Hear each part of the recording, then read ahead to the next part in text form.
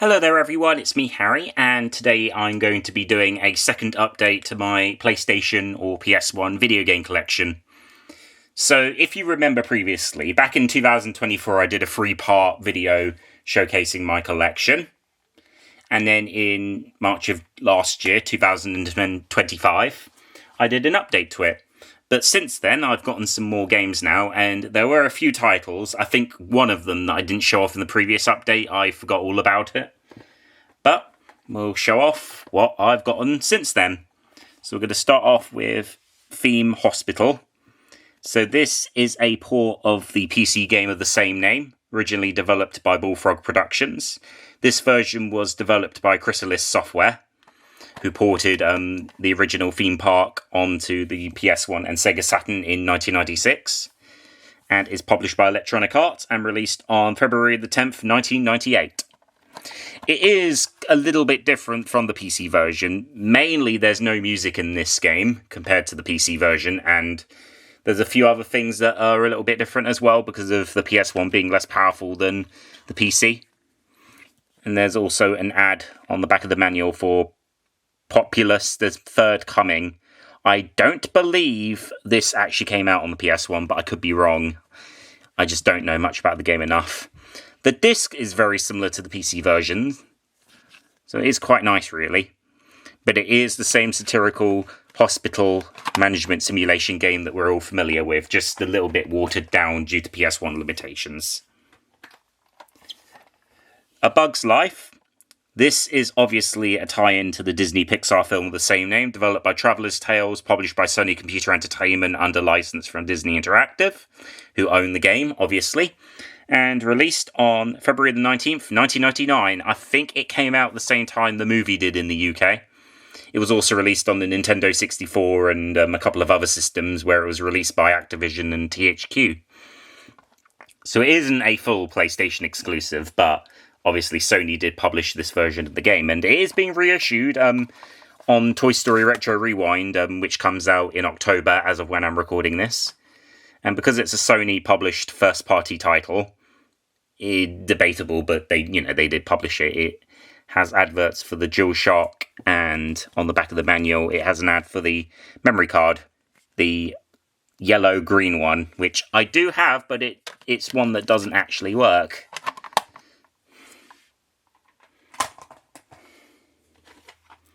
Next up is Street Fighter Collection 2.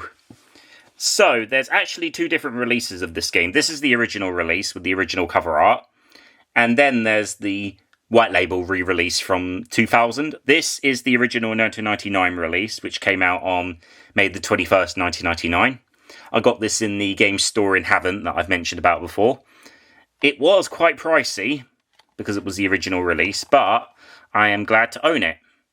It is essentially 3 different versions of Street Fighter 2.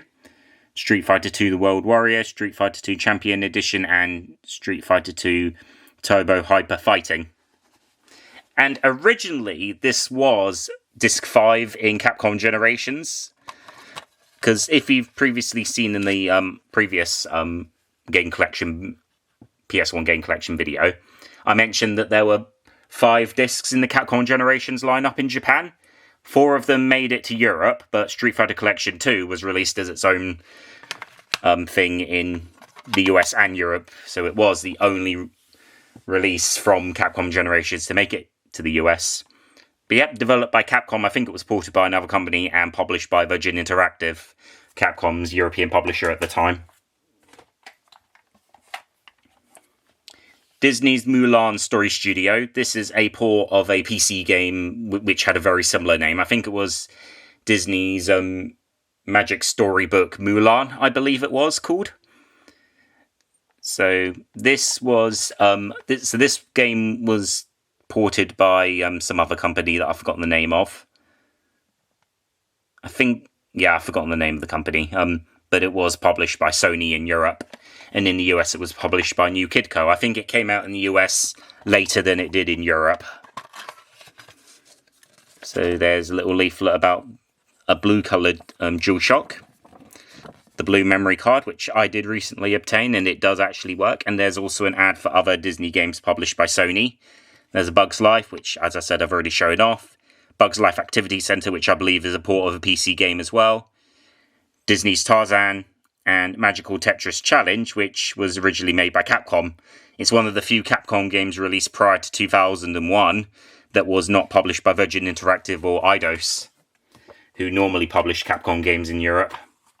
Oh, and I forgot to show the disc. It's pretty much just the artwork of the packaging. And the back of the manual just has a map of the locations you visit in the game. But it is obviously a retelling of the film, so with some interactive elements, so there's not really much else to say about it other than it being another addition to my Disney collection on the PS1. Next up is a game called Rat Attack. For whatever reason, I did not show this off in the previous PS1 game collection video, even though I got it the same time as I did with Winnie the Pooh and Monsters Inc. and South Park. I don't know why, but I just never did. So this was developed by a company called Pure Entertainment, and it was published by Mindscape. This was right around the time when Mindscape was owned by Mattel in their failed merger with the Learning Company. And this came out on 15th of October 1999. It does have an original concept and an original kind of gameplay, but it just feels a bit lousy at times. Some nice artwork on the thing though, and the disc has a nice design as well. Really shiny. See if you can see. Now you can't really see myself. The camera's in a weird position, so I don't think you'd be able to.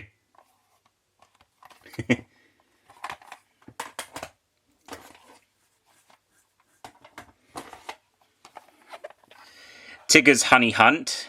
So this is a tie-in to the Tigger movie, developed by Doki Denki Studio and published by Ubisoft, originally published by New Kid Co. So New Kid Co started publishing games in Europe in 2000, but they always published through Ubisoft, and this was one of the titles they released, a bit like with Goofy's Funhouse. So this game was released on October the 10th, 2000. So I think it came out a few weeks after the film did on DVD and on VHS. So it is kind of a late release. I think the N64 version came out a few months later. So there's the disc, nice bright lilac-y blue colour, and then the advert on here is for other Ubisoft published Disney games. Disney's Dinosaur, which I'd say is probably the worst Disney game I have ever played. Donald Duck Quack Attack, Goofy's Funhouse, and this game. So yeah, they decided to advertise it twice. And I'm just seeing if there's any ads on the inside. No, there isn't. I thought there was, but nah. It was just me thinking something wrong. Here's a game which I did previously own a couple of years ago, but I did sell it, but I have it again now, and it's WCW Backstage Assault, developed by Kodiak Interactive, published by Electronic Arts, and released on November 24th, 2000. This was a very poor seller in the market, and it just it just goes to show that it was that WCW was pretty much dead on arrival. I mean, dead by the end, before the WWE purchased them a couple of months later. But yeah, a wrestling game where you can only fight backstage. That's not very good to write down on paper. Let's open the case. There's the manual. And there's the disc. Yeah, nothing much to say there.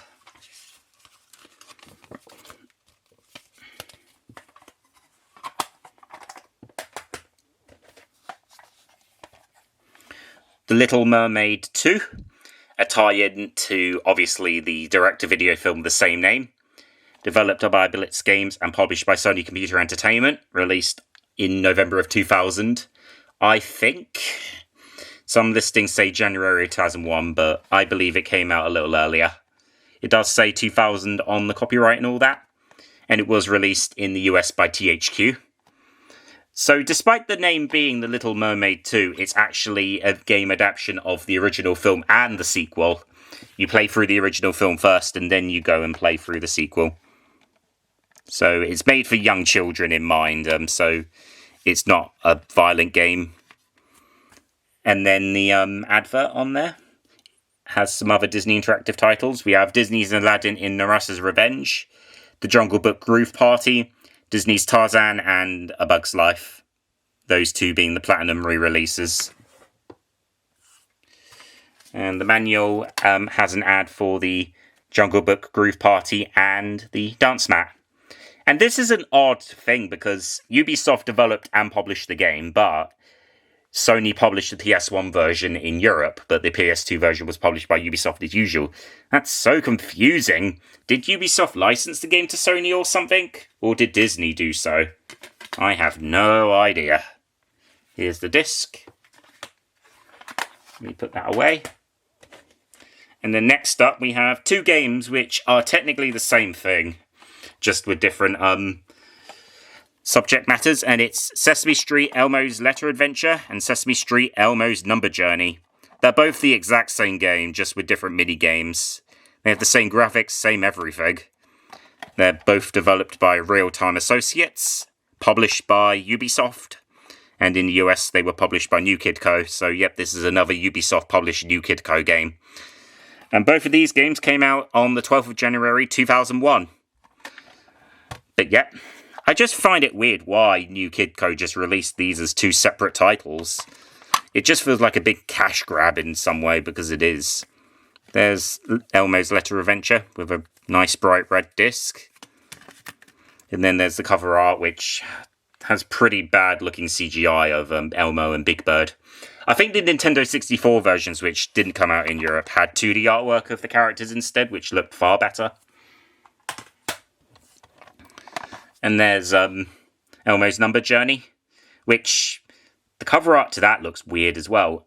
Ernie looks fine, but Elmo just looks a bit too round on the head. Oh, the thing fell down.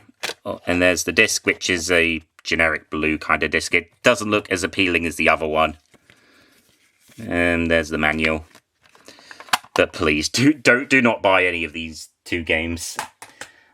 Probably I'll get Sesame Street Sports at some point in the future, but I don't know when that will happen. USA Racer. So this is another game from Davilex's Racer series. So yep, Davilex made this one. It was also on the PS2, and this came out on April the 11th, 2002. I think the PS2 version came out around the same time. And it's got a bunch of really stereotypical characters you can race as. But it is the same engine as the other racer games from Davilex. A very buggy game as a whole.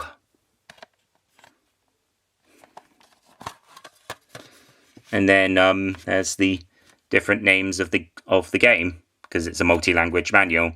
So the original game's name is A2 Racer Goes USA, which doesn't really make any sense if you'd ask me, but A2 Racer is the original name for the Racer series, because obviously Davilex is a Dutch company. They stopped publishing games in 2005. And then here's another game from 2002, and it's Cubix Racing Robots. So this was released on April of 2002, I don't know the date exactly, and it's a game based on the Cubix TV series by 4Kids Entertainment. It's developed by Blitz Games, unsurprisingly, published by the 3DO company, and it's not a really great looking PS1 game. It's actually quite bland and boring, and you'd think that a game based on Cubix would be much more futuristic and amazing, but it's not. There was another Cubix game that was released on the PS2 and the GameCube. I don't know if it was as good as, if it was bad as that one, but it wasn't released in Europe, only this game was. But at that time, 3DO was going through huge financial troubles, and they filed for bankruptcy in 2003, so who knows, maybe the Cubix license had something to do with that. And last but not least is Disney's Treasure Planet. This is a different game to the PS2 version. It's developed by Magenta Software and published by Sony Computer Entertainment Europe. It runs on the same engine as Magenta's other two games, Stuart Little 2 and Muppet Monster Adventure, where they're all Spyro the Dragon-esque platformers. Yeah, and this game, it is sort of like a reskin in some way. And this came out on February the 7th, 2003, alongside the PS2 version. I don't know when the film came out in the UK, but I think this may have tied in with the DVD and VHS release of it. There's the memory card ad, and then nothing on there this time. There's nice disc artwork, but it's pretty much the same as the cover art, but without Jim Hawkins on it. And there we are, that's it. I hope you enjoyed this video. And I'm sure when I get some more PS1 games, I'll make another update video. But for now, thanks for watching, and bye for now.